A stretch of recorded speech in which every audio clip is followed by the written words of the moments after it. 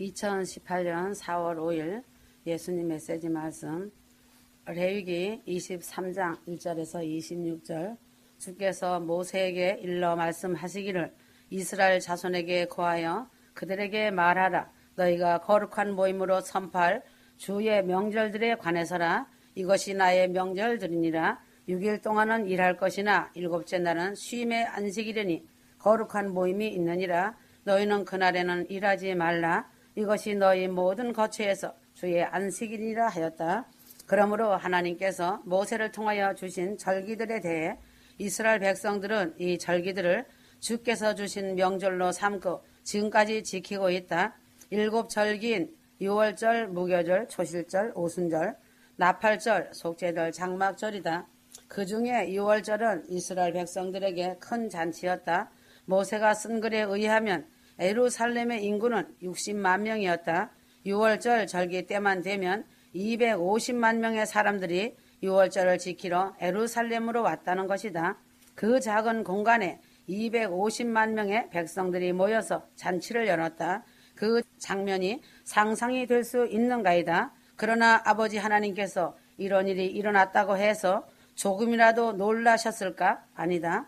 아버지 하나님께서 만세전에 이미 모든 일을 계획해 놓으셨다는 것이 사실이다. 그러므로 하나님께서 모든 것을 철저하게 통치하고 계심을 휴거 성도들은 잘 알아야 한다. 하나님은 전능자이시기에 미리 독생하신 아들이 언제 죽을지를 결정해 놓으셨다는 것이다. 어느 시간에 죽음을 마칠 것을 결정해 놓으신 분이셨다.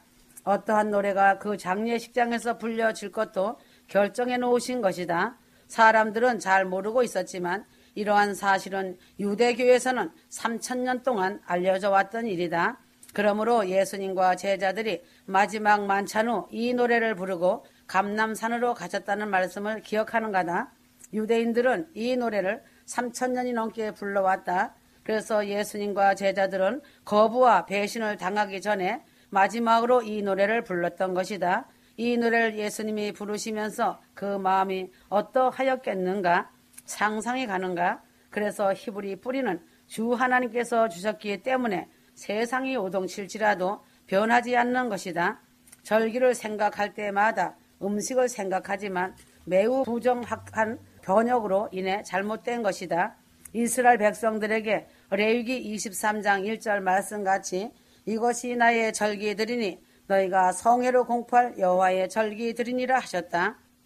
절기라는 말은 히브리어로 모에드로 정해진 시간이라는 말이다. 하나님의 시간표가 있으셨기 때문에 이렇게 말씀하신 것이다. 그래 내가 모든 절기를 만들어 이스라엘에게 주어서 이 정해진 시간은 내가 역사 속에서 개입할 시간이다라는 말씀이셨다. 모에드란 뜻은 정해진 시간이며 또한 계절마다 특별한 축제를 말하는 것이다. 그러므로 모에드는 서로 동의했기에 정해놓았기에 결정된 어떤 시간으로 특별한 잔치 날이다. 영광의 천열매 휴거의 시간 또한 정해진 시간이 올 때 큰 잔치의 날이 될 것이다. 이 말씀에는 결혼식이 열리기로 정해놓은 그런 시간이란 비밀적인 암시가 있다. 주님과 휴거 신부들이 서로 동의하에 언약의 약속을 잡은 시간이 세상에서 최상의 영광의 축복의 날과 시간이 된다는 사실이다. 특히 휴거 신부들이 주님과 결혼하려고 한다면 상대방인 신부가 알아야 하지 않겠는가다. 결혼식 시간을 몰라서 결혼식에 나가지 못한다면 통곡할 일이 아닌가다. 동의하에 주님의 정해놓은 시간이고 미리 알려준 시간이기에 약혼이 언제인지 휴거 신부들에게는 알려주시고 휴거 대열로 올라가는 자들도 알게 된다. 그러나 전세계 시간대는 다르다는 것이다. 그래서 휴거의 시간은 어느 방향 쪽은 새벽이 될 수 있고 아침이 될 수 있고 밤중도 될 수 있다는 것이다. 세계의 지구가 다르기 때문이다. 이런 현상은 시간대에 경계선에 사는 사람들에게 일어나는 현상일 뿐이다. 그러나 성경적인 달력이 있고 사람이 일상을 살아가는 달력이 있다는 것이다. 그러므로 하나님의 달력이 있고 인간의 달력이 있으며 하나님의 시간대가 있고 인간의 시간대가 있다는 것이다. 휴거 성도들은 하나님의 달력의 기준을 이해하고 보아야 한다. 인간의 달력은 이 땅에서 사람이 일하고 살아가는 달력이기 때문에 필요한 것이다. 그러나 휴거 성도들은 하나님의 달력에 마음을 같이 해야 한다. 창세기 1장 14절 하나님께서 말씀하시기를 낮과 밤을 나누기 위하여 하늘의 창공에 광명들이 있으라. 그것들로 하여금 징조와 계절과 날짜와 연도를 위해 있게 하라. 그러므로 징조와 계절은 무슨 뜻인가? 위의 말씀의 계절은 봄, 여름, 가을, 겨울을 의미하는 것이다. 위의 말씀의 계절이라고 기록된 단어는 레위기서의 23장의 계절과 같은 정해진 시간 모에드이다. 그래서 징조는 히브리어로 말하자면 오스인데 시그날이다. 동방박사인 세 사람이 시그날을 보고 정해진 시간을 알았던 것이다. 그러므로 해와 달, 별들도 그 시그널을 통해서 정해진 시간을 깨어있는 자들에게 말해준다. 레위기 23장에서 거룩한 성회라는 말이 나온다. 성회란 뜻은 히브리어로 미크라인데 총 연습한다는 것이다. 무슨 큰 공연이 있기 전에 아름다운 옷을 입고 리허설 총 연습을 한다. 1500년 동안 유대인들은 니산월 14일에 6월절 양을 잡아왔다. 1500년이 지나고 난 후에 6월절 어린 양이 니산월 14일에 죽을 것이었기 때문에 그렇게 연습한 것이다. 그러므로 아버지 하나님께서 이스라엘의 자녀들에게 말하라. 하나님께서 정해주신 시간은 거룩한 총연습 시간이다. 이 절기들은 내가 따로 정해놓은 시간이다. 하나님께서 인류 역사 가운데 신성하게 정해놓으신 절기는 예수 그리스도의 초림을 의미하는 절기뿐 아니라 그리스도의 재림을 의미하는 절기도 있다. 선포하라고 레위기에 말씀하셨는데 선포란 뜻은 미크라에서 온 카라라는 말이다. 불러내라는 뜻으로 말하라, 출판하라, 낭독하라는 뜻이 있다. 그래서 하늘빛 무용교회는 예수님 메시지 말씀을 출판했고 매주 매일을 예수님 메시지 말씀을 나의 신부를 통해 낭독해주고 선포하고 있다. 주님의 절기에 대해서도 이루어질 일들도 신부 단장에 대해서도 십자가 보혈을 의지하여 회개와 천국 지옥에 대해서도 선포되어지고 있다. 마태복음 22장 3절에서 4절의 말씀은 새로운 언약에 관한 아주 깊은 말씀이다. 왕이 혼인잔치에 초대받은 사람들을 불러오라고 자기 종들을 보냈으나 그 사람들은 오려고 하지 아니하였느니라. 다시 그가 다른 종들을 보내면서 말하기를 초대받은 자들에게 말하라. 보라, 내가 만찬을 준비하였고 내 소와 살찐 짐승을 잡았으며 또 모든 것이 준비되었으니 혼인식에 오라고 일렀느니라 하였다. 그래서 레위기 23장 1절에서 2절에 주님의 절기를 나의 절기라고 여호와의 절기라고 하신 것이다. 이 말씀에 의하면 유대인의 6월절이 아니라 여호와의 6월절이라고 하셨다. 휴거 성도들은 주님께 속해 있으니 6월절은 휴거 성도들의 것이고 유대인의 것이다. 다른 모든 절기들도 휴거 성도들의 것이고 유대인의 것들이다. 니산월 15일은 무교절이다. 주님은 7일 동안 무교병인 발효안된 빵을 먹으라고 하셨다. 그래서 레위기 23장 5절에서 6절은 6월절이 14일이고 다음 날부터 무교절이 시작되어 7일 동안 지속된다. 무교절에 초실절이 포함되어 있다는 것이다. 그러므로 오순절파는 원조인 유대인들이었다. 그래서 모형과 그림자라는 하나님 말씀의 예언적 원리는 이스라엘의 7절기들 가운데서 극적으로 증명되어진다. 이 절기들은 마지막 시대 69일에와 한일의 사이에 간격에 이방인의 휴거 시대가 삽입된 것을 알아야 하고 이방인의 휴거가 종료되면 보류된 유대인의 한일에인 7년 대환란이 즉시 가동된다는 사실이다. 이방인의 촛대가 전부 유대인으로 넘어간다. 그러므로 유대인의 마지막 한일회가 가동되기 위하여는 이방인의 교회 시대가 끝이 나야 한다. 그래서 한일회는 7년이므로 이는 7년 환란을 의미하고 교회 시대는 7년 환란 전에 휴거로 종료된다는 사실이다. 신부교회 휴거 사건과 함께 이방인의 교회가 막을 내리는 종료의 시간을 간극이라고 말한다. 유대인 시대 69일의 간극 시간, 이방인 교회 휴거 시간, 그리고 7년 대환란인 유대인 시대 한일회이다. 이것이 다니엘 70일회이다. 그러므로 이 절기들은 이 시대 마지막 간격의 시간을 살고 있는 휴거 성도들은 자신들의 결정을 안내해 줄 특별한 통찰력의 은밀한 보화를 계시해 준 것이다. 그러므로 여호와께서 메시아가 오실 때까지 수세기 동안 이스라엘을 지도하기 위하여 7 절기들을 세우셨다는 것이다. 그러나 그리스도인들은 그 절기들이 유대인들에게만 해당된다고 크게 잘못 반응하고 있다. 위의 말씀을 보면 그 모든 절기들이 여호와께 속해 있음을 분명하고 확실하게 기록되어 있다. 그러므로 여호와의 절기들은 하나님의 거룩한 목적을 위해 세워졌으며 믿는 사람은 가까이 할 권한을 가지고 있다. 일주일이 7일이듯이 7개의 절기들은 이 땅에서 하나님의 뜻을 완성한다. 그래서 7개의 절기들은 미래를 가리키는 기념비다. 그 7개의 절기들에 대해 알려준다. 6월절, 무교절, 초실절, 맥추절, 오순절, 칠칠절, 나팔절, 로시 하사나, 속죄절, 욤 키푸르, 장막절, 소코트이다. 처음 4가지의 절기들은 봄부터 추수까지를 가리키는데 6월절, 무교절, 초실절, 그리고 오순절은 겨울이 지나고 여름이 오는 것을 가리키는 것이다. 그 나머지 3절기들은 밀수하기 끝날 때 시작된다. 나팔절, 속죄절, 그리고 장막절은 유대인들에게 겨울이 다가옴을 상기시켜 준다. 이 2 종류의 절기들은 2번에 걸친 비의 계절과 일치한다. 봄은 이른 비로 시작되며 늦은 비는 가을에 온다. 그 절기들은 예수님의 재림에 이르는 일련의 사건들을 미리 내다봄으로써 주님의 재림을 예언하고 있다. 그러므로 5번째인 나팔절인 로시 하사나에 대해 휴거 성도들은 알아야 한다.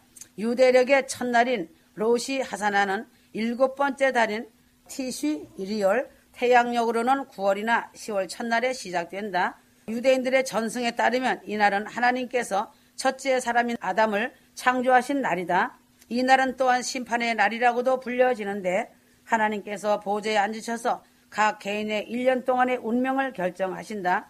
하나님에 대한 신뢰를 나타내기 위해서 유대인들은 이 절기 때에 가장 좋은 멋진 옷을 입는다. 자신들의 순결을 상징하는 흰옷을 입고 기쁨으로 그날을 경축한다. 로시 하사나인 나팔절은 모세에게 주신 여호와의 명령을 이행하는 날이다. 나팔을 부는 것은 로시 하사나 행사 기간 동안에 정확히 100번을 부는 순양의 뿔을 가리키는 것이다.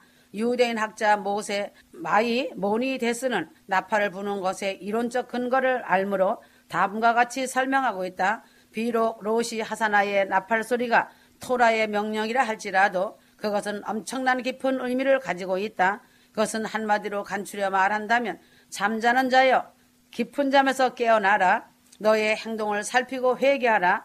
너희의 창조주 생명의 하나님을 기억하라는 의미이다. 휴거 성도들이 살고 있는 은혜의 시대를 상징한다. 그 모든 절기 중에서 이것은 정확하게 결정할 수 있는 유일한 시기이다.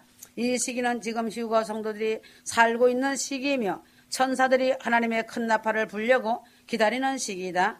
하나님의 큰 나팔은 그리스도의 신부들을 영원한 저한을 천국으로 부를 것이다. 하나님의 나팔은 휴거 성도들이 이 세상에서 받을 수 있는 최상의 가장 중요한 신호탄이다. 그러므로 로시 하나 씨는 눈앞에 가까이 다가온 교회의 휴거 모형이다. 그래서 휴거란 무엇인가? 바울이 기록한 고린도전서 15장 51절 52절에 다음과 같이 적고 있다. 보라 내가 너에게 한 가지 신비를 말하노니 우리가 다 잠잘 것이 아니요 오히려 우리가 모두 변화될 것이니 마지막 나팔에 눈 깜짝하는 순간에 그러하리라. 나팔 소리가 나면 죽은 자들이 썩지 아니하는 몸으로 일으켜지며 우리도 변화되리라. 바울은 하나님의 예언적 달력상 그 다음 사건인 휴거의 신비에 대해 설명하였다. 하나님의 나팔 소리가 울려 퍼질 때 이미 죽은 성도들은 무덤에서 나와 썩지 않을 몸으로 부활하여 새롭고 영원한 초자연적이며 영원 불멸한 몸을 갖게 된다는 것이 사실이며 현실이 될 것이다. 아직까지 육체적인 죽음을 당하지 않은 성도들은 구름 속으로 휴거받아 예수 그리스도를 만나게 될 것이다. 그리스도의 신부들이 대규모의 성도들의 모임을 휴거라고 부른다. 예수님께서는 재림에 대해 역설적으로 설명하셨다. 마태복음 24장 36절 그날과 그때는 아무도 모르나니 오직 아버지만 아신다고 말씀하셨다. 그 반면에 지금은 7년 대환란 전인 69일의 간극의 시간이기 때문에 주 예수 그리스도 신랑 주님께서 신부들을 데려가시려고 문 앞에 아주 가까이 오셨다는 분명한 사실을 알아야 한다. 지금은 조금도 의심할 여지도 없는 때이며 마지막 시간을 달려가고 있다. 휴거 성도들은 이스라엘 유대의 결혼식 절차를 알아야 한다.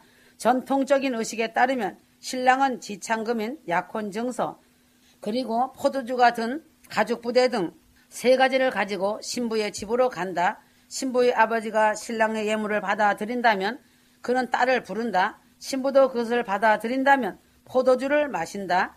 그러면 즉시 나팔을 불어 그들의 약혼을 선포한다.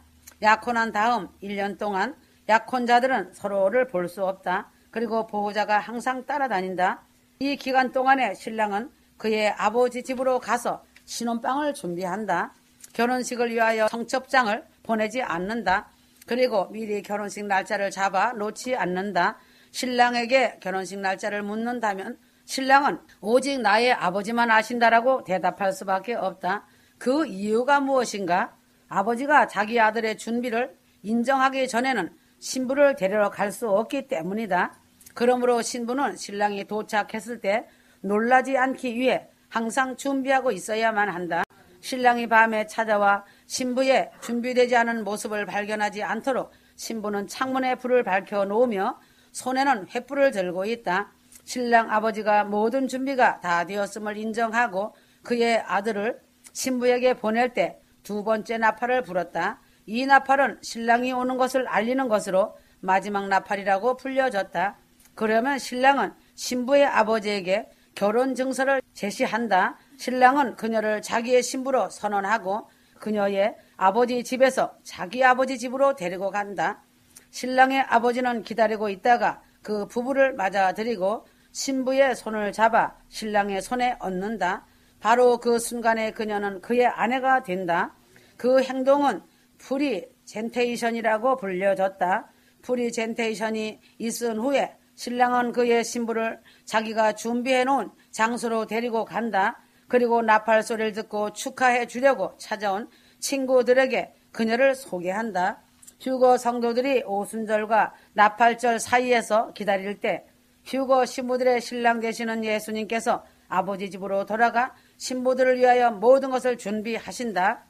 요한복음 14장 2절에 3절 휴거 성도가 어떻게 그리스도의 프로포즈를 받아들이는가?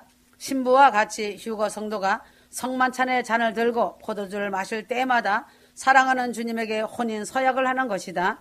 휴거 성도들은 십자가 보혈의 피를 의지하여 회개하고 삶을 사는 것이 성만찬과 같은 것이다.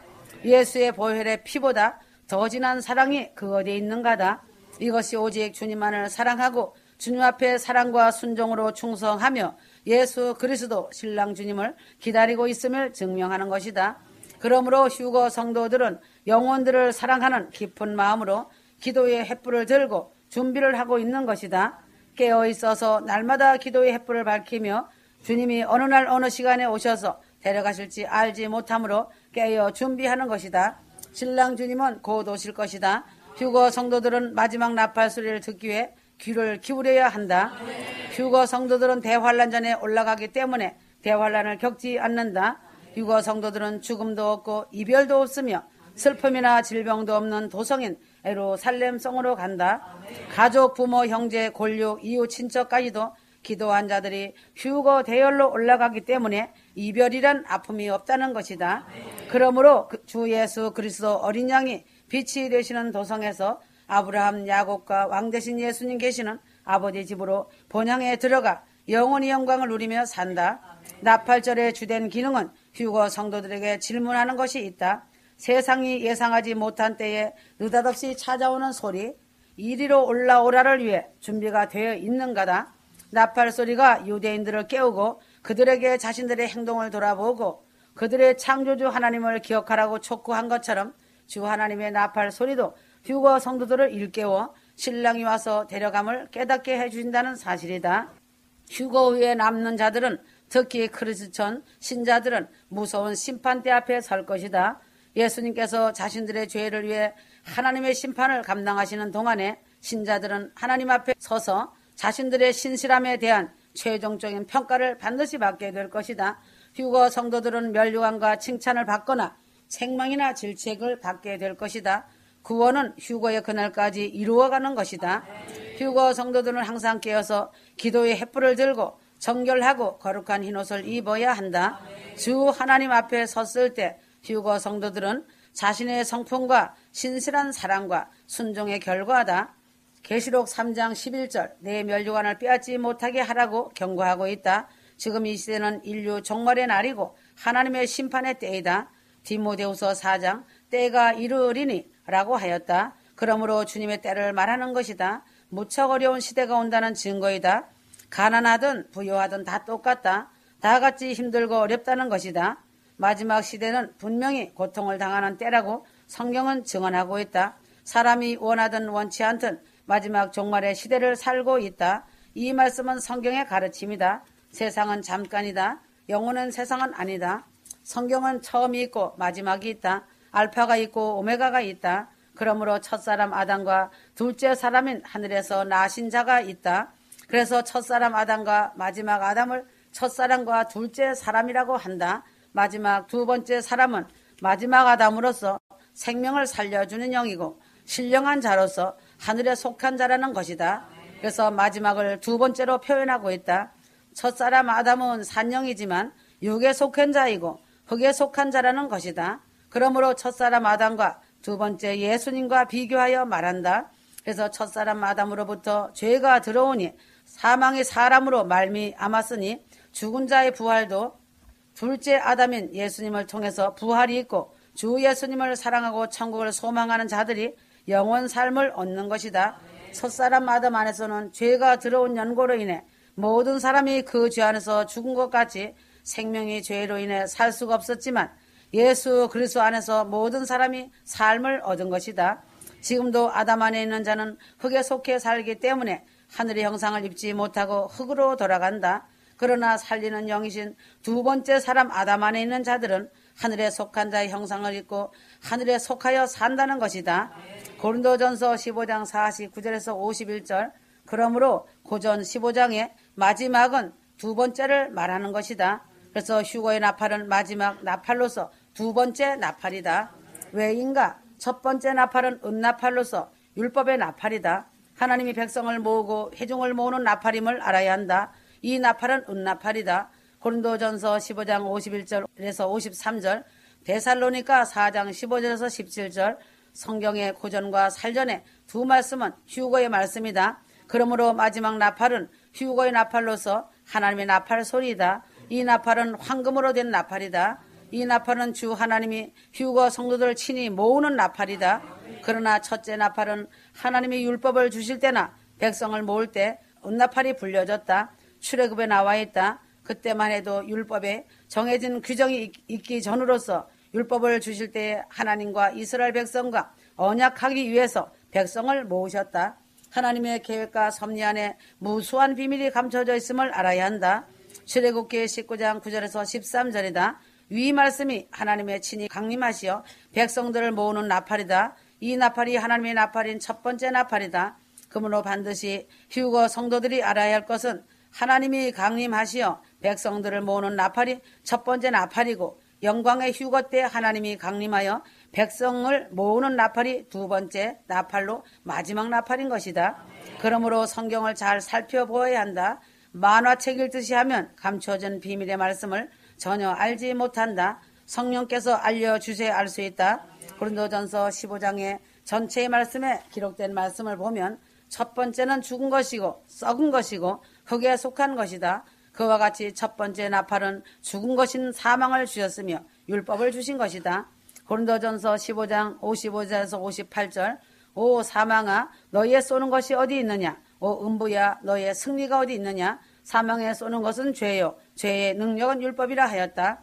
그러므로 첫 번째 율법의 나팔은 시내 산에 강림하시어 율법에 대한 언약을 모세를 통하여 하셨고 두 번째 나팔은 주 예수님께서 공중 강림하셔서 큰 구원 휴거로 이리로 올라오라는 마지막 두 번째 나팔이다.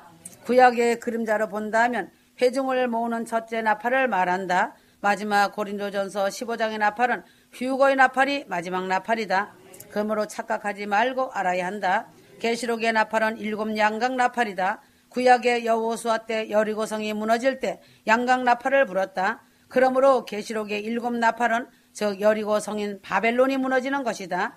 그래서 이 나팔은 구원하는 나팔이 아니고 죄악을 멸하는 심판의 나팔임을 알아야 한다.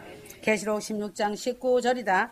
계시록 18장 2절 무너졌도다 큰 성 바벨론이여 하였다. 그래서 휴거 성도들은 나팔에 대해 착각하지 말아야 한다. 고린도전서 15장의 마지막 나팔은 하나님의 나팔로 두 번째 해당되는 나팔인 휴거의 나팔이다. 마지막이란 단어 가지고 계시록의 심판의 나팔로 착각하면 안 된다. 그래서 잘못 알고 착각하면 자신의 생명이 멸망하는 것이다. 휴거 성도들은 마지막 두 번째 나팔 소리에 귀 열어라. 임박하다. 세상 소리 듣지 마라. 아멘.